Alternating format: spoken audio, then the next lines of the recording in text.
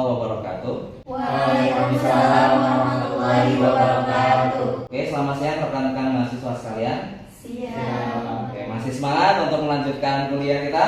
Semangat. Oke, sebelum kita masuk ke materi, mari kita yel-yel dulu biar lebih semangat lagi ya. Nanti saya ketika sebutkan ilmu falak UIN SSC, silakan nanti jawab dengan tegakkan hukum, jelajahi dunia. Oke? Ya? Siap. Oke, dimulai. Ilmu falak UIN SSC, Tegakkan hukum, jelajahi dunia. Oke, semangat. Oke, rekan-rekan sekalian, hari ini kita akan masuk materi yang baru ya. Kita akan mempelajari tentang penggunaan dari astrolab ya, untuk perhitungan prosedul kiblat. Oke, baik. Sebelum kita masuk ke materi, mari kita bersama-sama berdoa. Ya, berdoa dimulai.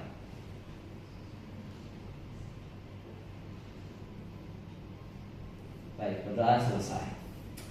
Oke, rekan-rekan sekalian, masih ingat dengan materi yang sebelumnya?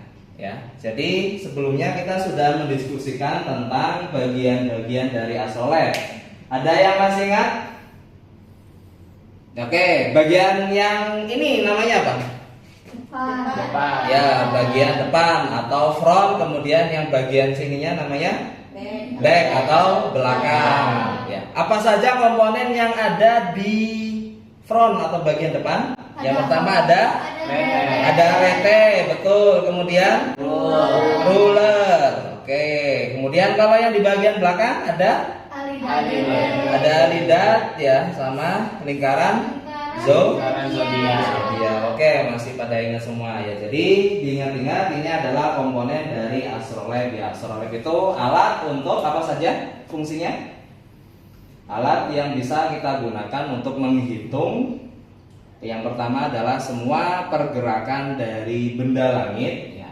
Semua pergerakan dari benda langit itu di satu lokasi itu bisa dihitung posisinya dan juga waktunya.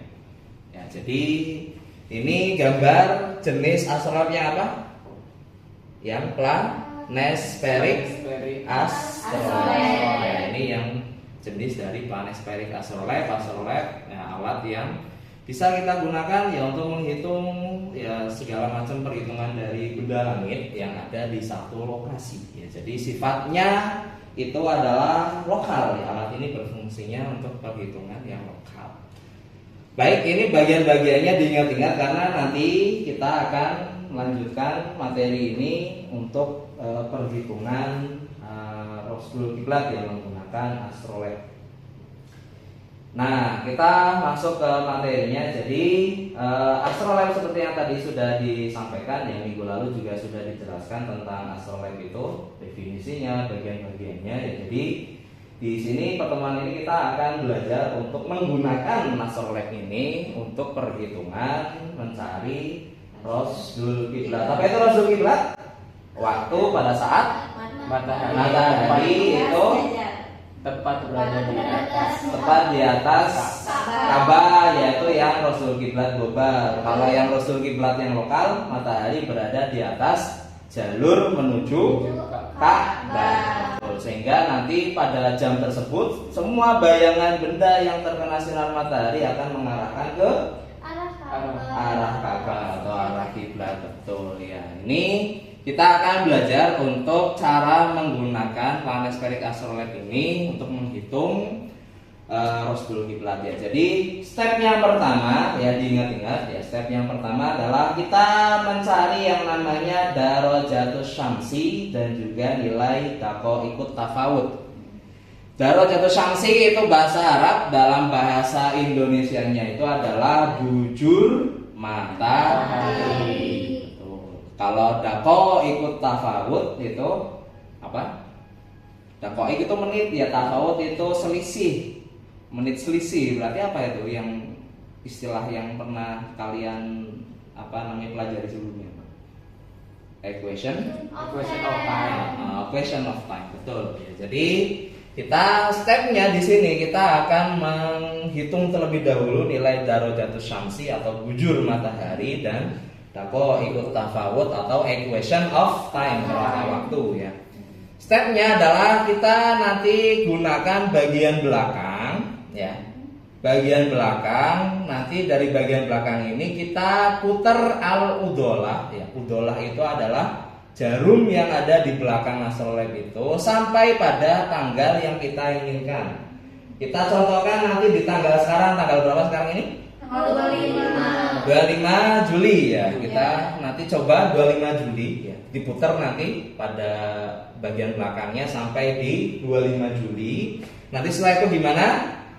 Nilai yang ditunjukkan oleh al-udolah nanti akan menunjukkan nilai darojatus syamsi dan juga perpotongan dengan al-udolahnya itu dengan kurva itu akan menampilkan nilai ikut tafawut. Jadi sekali putar sampai di tanggal yang kita inginkan, kita langsung bisa mendapatkan nilai bujur matahari dan juga equation of time. Sangat simpel. Cuma diputar sekali pas pada tanggal yang kita inginkan, mau kita cari ya.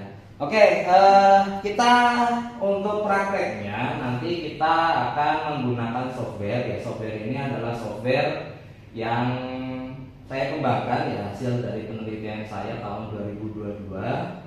Ini nanti bisa dipakai, nanti saya share, silakan nanti bisa kalian gunakan untuk praktek materi yang kita pelajari pada hari ini. Oke, mana softwarenya? Softwarenya ini ya. Jadi softwarenya simple. Ya, jadi kita praktek dulu untuk menghitung nilai darojatus syamsi dan ikut tafawut dengan menggunakan bagian belakang. Nah, tadi gimana caranya? Diputar sampai dengan tanggal 25 Juli ya. Ketemu di sini 25 Juli ya. 25 Juli kita lihat darojatus syamsi itu dilihatnya dari bagian sini ya, di bagian lingkaran zodiak. Lingkaran zodiak. Nah, kita lihat, coba dilihat ini 110, 120, 21, 22, 23. Dicatat 123 derajat itu adalah nilai darojatus syamsi atau bujur matahari. Kemudian untuk nilai ikut tafawut dilihat di udolah ini ada skalanya ya. Skalanya itu dilihat angkanya ini 0, min 1, 2, 3, min 5. Dilihat ini yang merah adalah kurva ikut tafawut ya. Berarti ini dinilai berapa? 5,5 ya, ditulis min 5 menit 30 detik. Diputar sekali sudah dapat tulus syamsi atau bujur matahari dan juga nilai ikut tafawut atau equation of time. Equation of time-nya berapa untuk tanggal sekarang? Min 5 menit 30 detik ya. Kalau darojatus syamsinya 123 derajat. Oke. Nanti kita klik flagnya diganti dengan front ya. Kemudian apa? Kemudian di sini sudah ada pointernya ya, sudah saya setting ada pointernya, ketik-ketik ini. Yang ketik-ketik ini bisa digeser ya, biar nanti tahu posisi dari darojatus syamsinya ya. Di sini ya 113. Ya, jadi caranya adalah ini ilustrasi dari mataharinya di situ ya. Ini kita putar pakai R dan T ya. Sampai pada madar Khotul madaril yantidal, yaitu adalah jam 12 maksudnya. Nah kemudian apa? Kemudian tinggal jarumnya kita taruh di atasnya ini. Di sini ada angkanya ya. Nah, ini angka dari nilai deklinasi itu adalah di sini. Berarti berapa ini? Ayo. Mataharinya berarti di mana? Kalau ke sana makin besar ya, bentuk 122, berarti ini di 19 derajat setengah ya, 19 derajat setengah. Oke, dicatat dulu. Dengan proses yang sangat sederhana seperti itu, kita sudah dapat data numeris ya, sudah dapat datanya matahari secara utuh ya, equationnya sudah dapat, deklinasi juga sudah dapat ya. Dalam perhitungan ilmu falak, perhitungan posisi matahari, kemudian jam itu semuanya harus menggunakan data deklinasi dan equation of time. Ini sudah ketemu hanya dengan 2 step tadi, 2 langkah seperti tadi. Oke, selanjutnya adalah kita menghitung waktu Rasul Kiblat. Rasul Kiblat caranya sama seperti tadi ya, yaitu tinggal digeser rete sampai nanti ketemu pada kurva Rasul Kiblat. Nah, Rasul Kiblat itu kurvanya yang warna merah. Ini kelihatan ada merah-merah sendiri di depan itu. Nah, itu adalah kurva dari Rasul Kiblat. Jadi nanti tinggal digeser sampai ketemu dua-duanya di situ. Nanti kemudian ketemu jamnya. Sangat simpel ya. Oke. Kita praktekkan biar lebih paham. Ya, jadi nah ini ada merah-merah nih. Nah, tinggal kita putar retenya. Sudah pas. Nah, tinggal nanti yang jarumnya. Tinggal jarumnya itu juga kita pas-pas. Oke, sudah pas. Jamnya gimana? Jamnya tinggal dilihat di sini. Ini jam berapa berarti? Jam 16 lebih 1 kotak. Satu kotaknya di sini di alat ini yang menggunakan skalanya, masih ingat kemarin berapa? 4 menit. Jadi jam di sini dihasilkan waktu Rasul Kiblat pada tanggal sekarang, tanggal 25 Juli. Di sini di Cirebon itu adalah ketemunya jam 16 lebih 4 menit. Harus diingat jam ini adalah jam dalam satuan waktunya adalah waktu solar time ya, atau waktu hakiki ya, sehingga harus kita rubah dulu menjadi waktu yang kita pakai ya. Di sini software ini sudah dilengkapi dengan alat konversinya. Ya. Ketemu. Berarti Rasul Kiblat pada hari ini ya, dengan kita menggunakan perhitungan menggunakan Planet Astrolab itu kita dapatkan waktu hakikinya jam 16 lebih 4 menit. Kalau jam sistem waktu kita, jam waktu daerah itu dihasilkan ketemunya hasilnya adalah jam 15 lebih 55 menit 22 detik.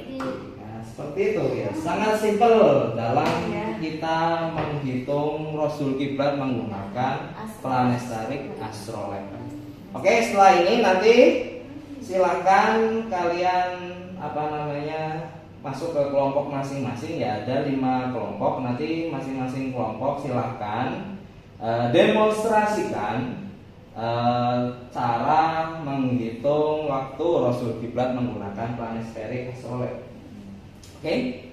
Ya, kita break dulu ya. Silakan nanti dibaca lagi PPT yang sudah saya share ya. Nanti setelah itu akan saya panggil satu kelompok ya, masing-masing satu untuk mempraktekkan perhitungan ini. Oke, kelompoknya Mas Muhaimin, silakan maju Mas Muhaimin.